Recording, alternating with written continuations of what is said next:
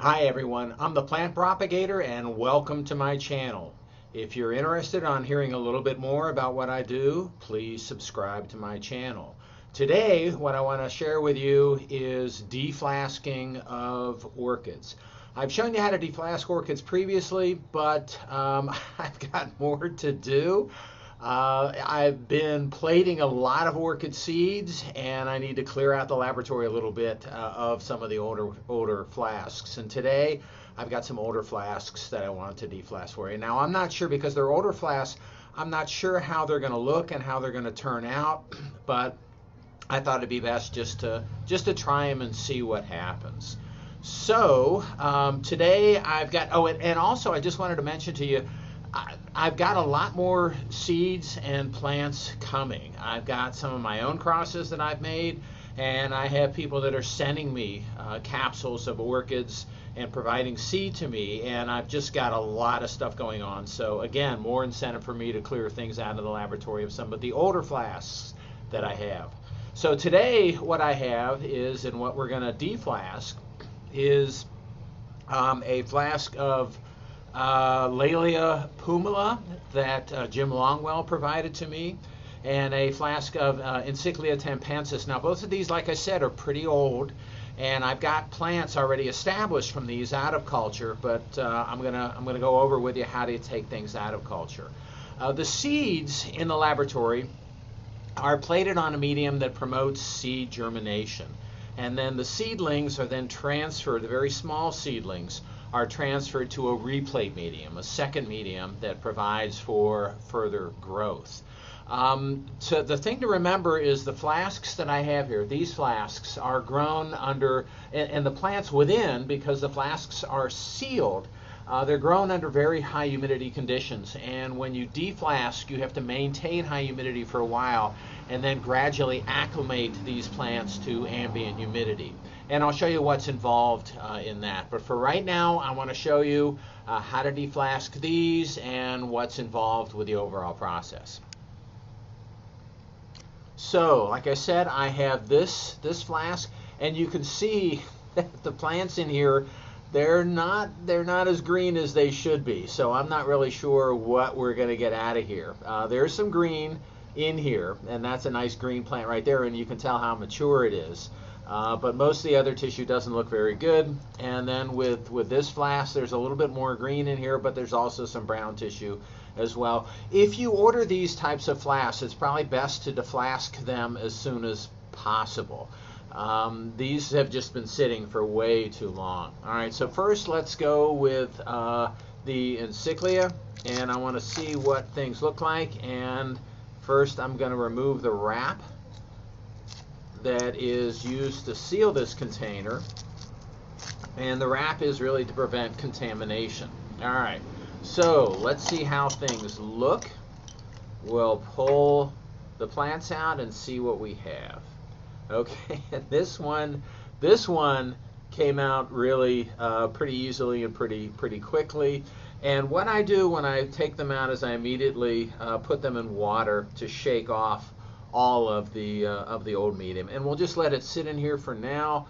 And there's not much else in here that looks viable and looks good. So here's another pretty large seedling, as you can see right here, and we'll shake off of that, and there may or may not be, there might be, here's another one. Yeah, we'll keep this guy too. So there's a nice green root and a shoot. Everything else in here looks bad. So let's move on. We'll put this in the medium. or in the water as well, and kind of make sure to get all of the medium off. Now, what you have to be concerned about with these seedlings is that, like I said, they're sensitive and they need to be maintained under very high humidity, but they also are growing in a very rich medium. So the medium that's remaining in here, it's got all the minerals and nutrients and everything that needs. It also has beechnut baby food formula in there, sugar, vitamins, everything. And it's a very rich medium, and if there's any medium that is remaining on the roots of these seedlings, what's going to happen is you'll have potential contamination issues. So any kind of bacteria or more bigger problem is fungi will grow on the medium first, and then it'll invade the plant. So we need to make sure that all the medium is off, which I think happened here. All right, so let's take a look now at this next flask, which is some seedlings, and my hands are wet, so this is a lot harder to do. So this is the Laelia pumila, and we're going to pull some of these out and see how they look. And these guys have a lot of roots on them, shown right here. All right, which is good, And we're going to place these in the water. And again, the idea is to get all of the medium off of the roots. All right, these actually look better than I thought they would. And just a few more. The medium, I should say, sometimes you have to be a little cautious about sticking your hands in the medium, but I put this medium together and there's nothing bad in here at all. One thing, so let me show you this plant right here. And this plant just doesn't look very good, and I'm not going to bother with it. The leaves, there's a lot of brown on the leaves here, and that's not going to survive. That's not going to do so well, so we'll dispose of that. And also I want to show you this guy right here. What you can see here is there's just a mass of these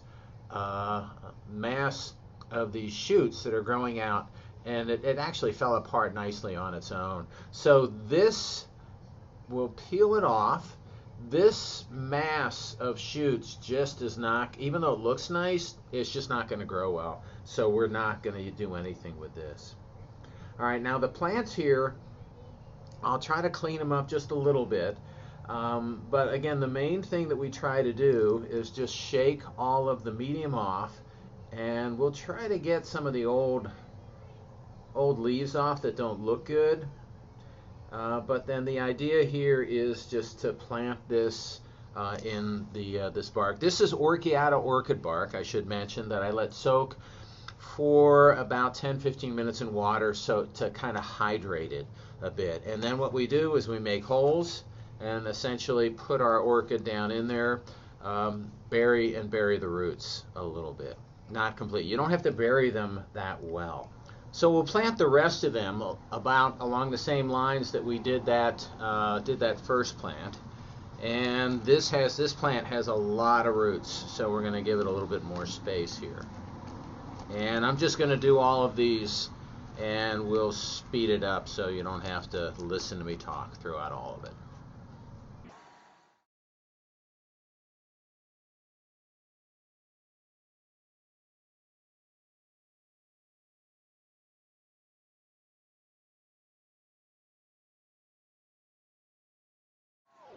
All right, so looks like we've got it there, and this is what we have, and everything looks okay.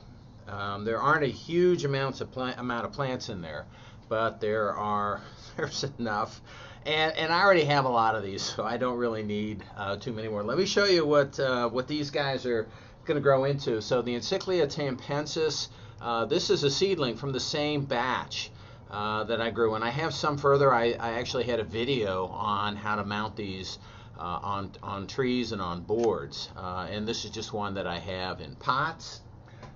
Here's the Laelia pumila, and these are some larger plants, again from the same cross, and these are doing pretty well.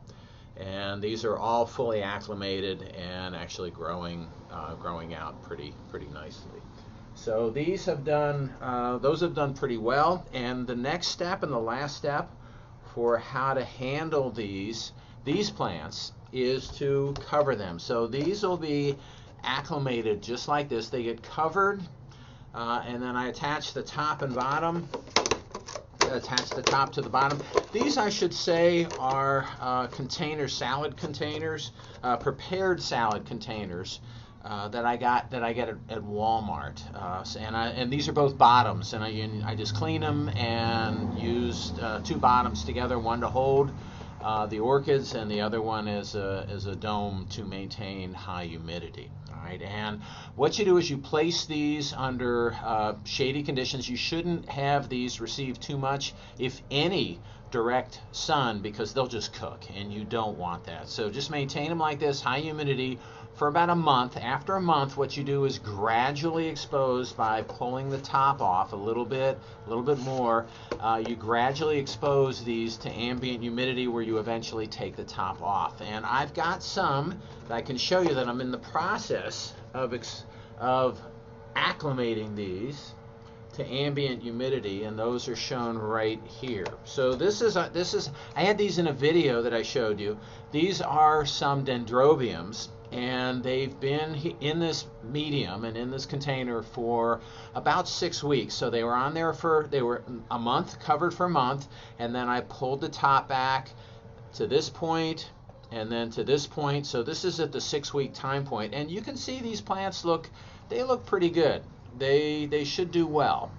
And again, I've got a lot of this dendrobium, and I want to show you what this dendrobium, again from the same cross, but I have this plant right here. It's even got a new cane growing out right here. So this is pretty far along. This is the farthest one along that I have from this. So I have a lot of plants, and that's the danger or the benefit of using this approach for seed germination, is that each capsule contains 100,000 to 1 million seed.